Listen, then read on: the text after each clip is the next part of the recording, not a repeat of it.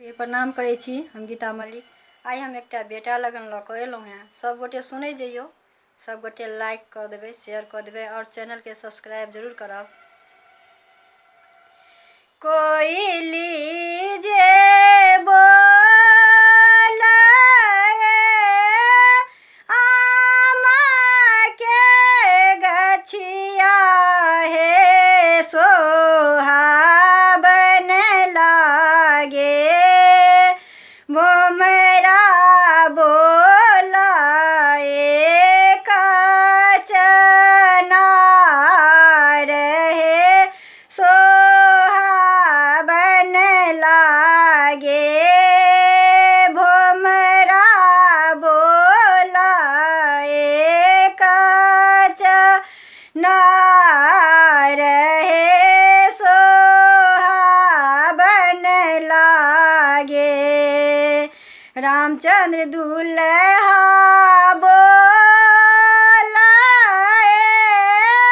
ससुर जी के बगिया हे सोहाबन लागे, हाथ रुमाल मुख पान हे सोहाबन लागे, हाथ रुमाल मुख पान हे सोहाबन लागे।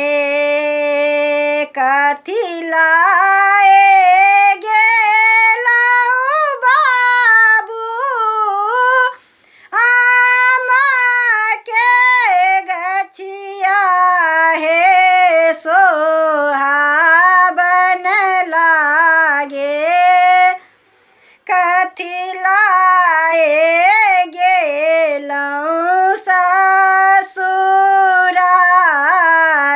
हे सोहाबन लागे, कथी लाए गेलहुँ ससुरारी हे सोहाबन लागे।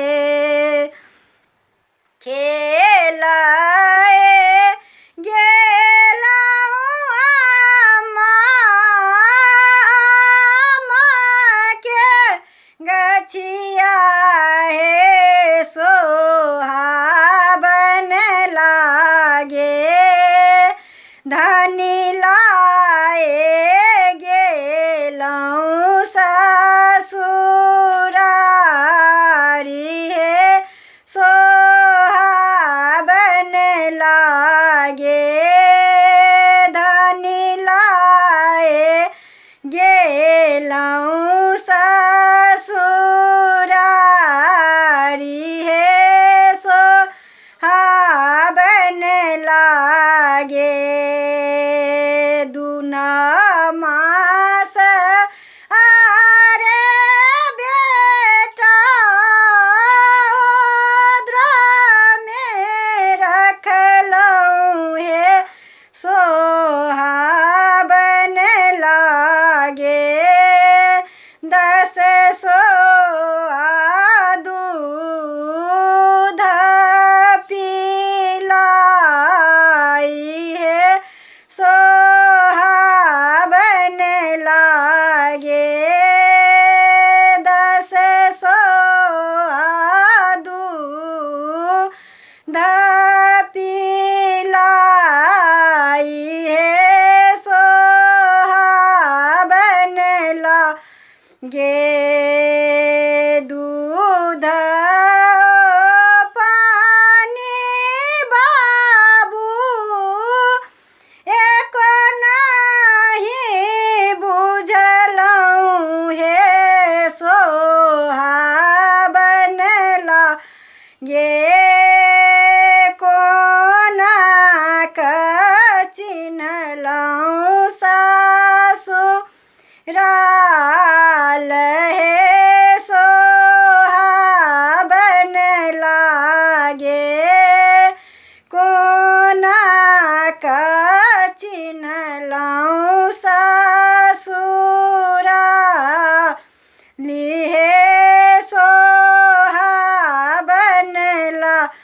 गे